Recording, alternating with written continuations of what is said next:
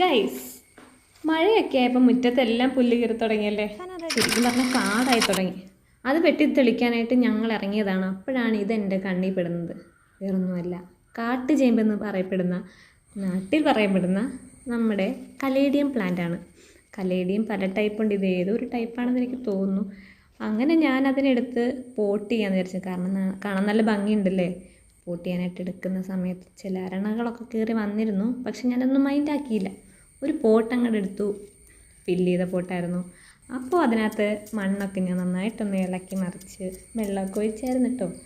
ഒരു 3 തണ്ട് കലേഡിയം അങ്ങോട്ട് വെച്ചു. നല്ല പേരൊക്കെ കിട്ടിയ സ്ഥിതിക്ക് കലേഡിയം തന്നെ അങ്ങ് പറഞ്ഞേക്കാം. അങ്ങനെ ഒരു 3 തണ്ട് ഞാനങ്ങ് വെച്ചിട്ട് നന്നായിട്ടങ്ങ് പ്രസ് ചെയ്തങ്ങ് കൊടുത്തേക്കാം.